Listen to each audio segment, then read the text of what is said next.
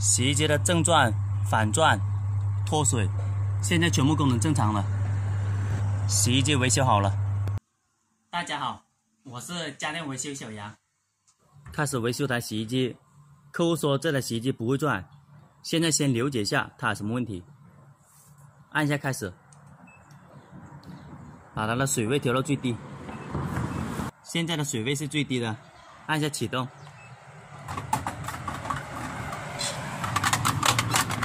暂停。这个先把它装好，这是放洗衣液的。按一下开始，先了解一下问题在什么地方。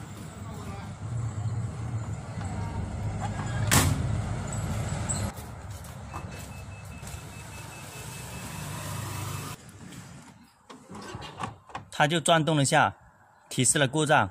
它的故障是 H21。按一下暂停，按一下关机。它提示故障，现在把它全部拆开，了解一下问题在哪个地方。先把插头拔掉，把后面的2个螺丝把它拆开，拆开了以后，把这个板拿出来，这个位置先打开。打开了以后，后面的盖才可以拿得出来的。上下摇动一下。这台机插上电，它就会转动。转动了以后，正常来说，它就要开始进水。进水了以后，这个水位传感器它就开始工作。这个门的2条线应该是导通的。现在按照它的顺序来，先修一下进水这个位置。现在呢，先测试一下进水的位置，先了解一下它有什么问题。万用表先导到交流电的档位，测试一下这个进水的220伏，看它供电有没有。如果这个地方有供电，它不工作，证明它坏了。先测试，把电插上，按下开始，水位调到最低。启动，里面是有转动的。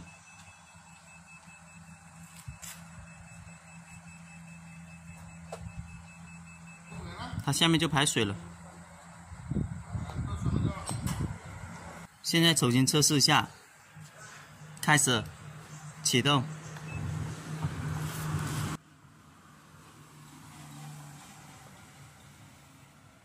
刚刚开始，它在转动的时候，万用表供电了一下，后来它就没有供电了，证明了这个没有问题，就是主板不给它供电。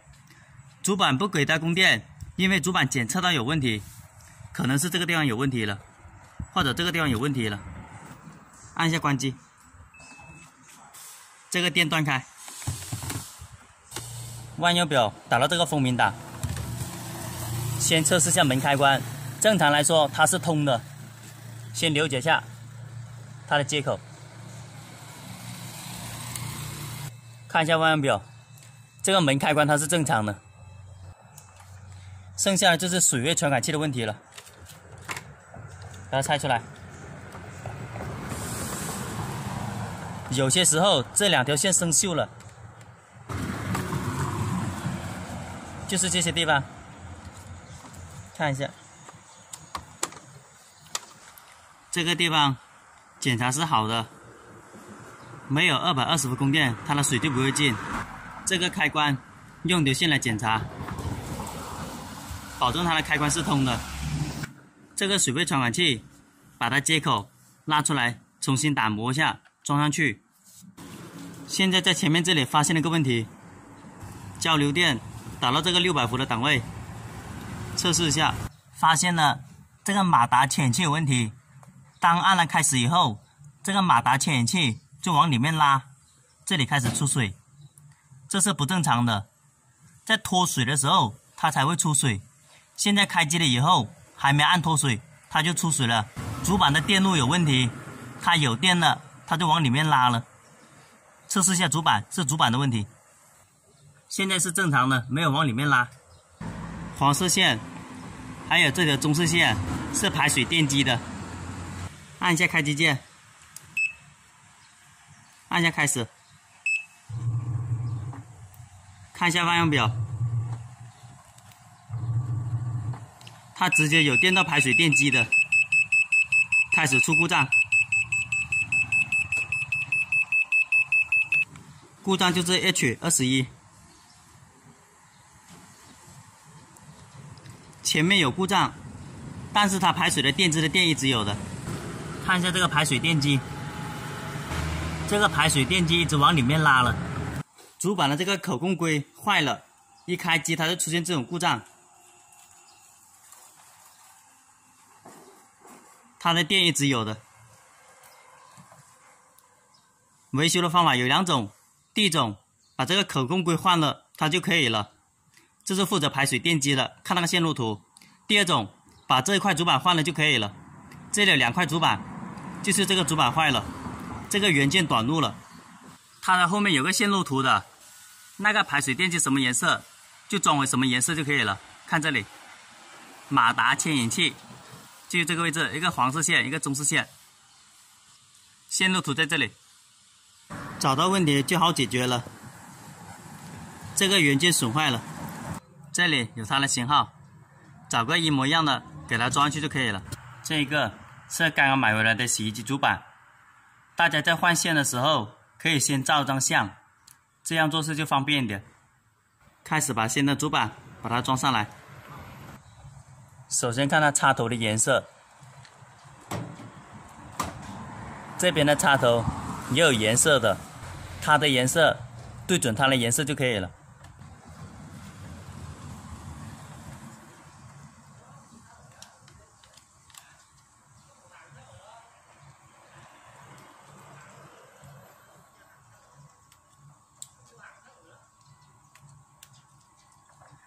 这个是新的主板，这个位置还少了个插头，这边有个插头的，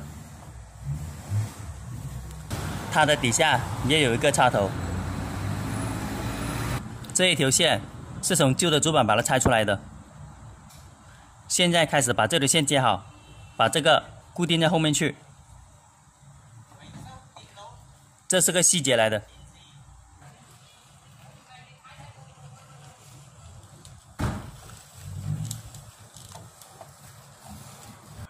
发现这个地方也脏了，把它捏起来。当这个地方的泥沙很多，它的进水就会很慢。当进水慢的时候，它就容易出故障。因为洗衣机又在规定的时间内把那个水浸满了，把这里也清理干净。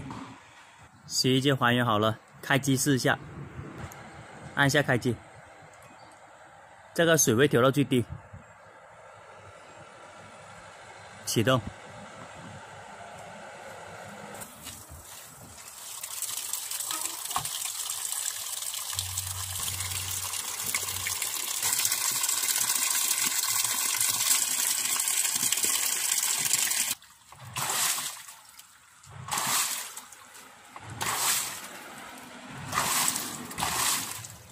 现在的正转、反转是好的。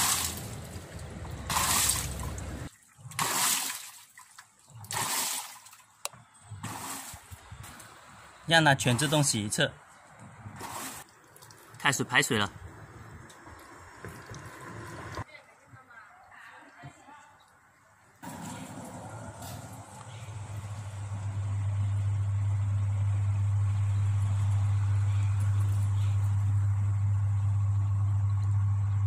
洗衣机的正转、反转、脱水，现在全部功能正常了。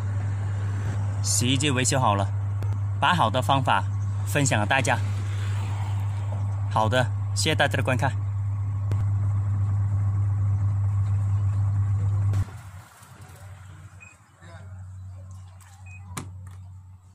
喜欢我视频的朋友，点一下关注和转发，谢谢大家。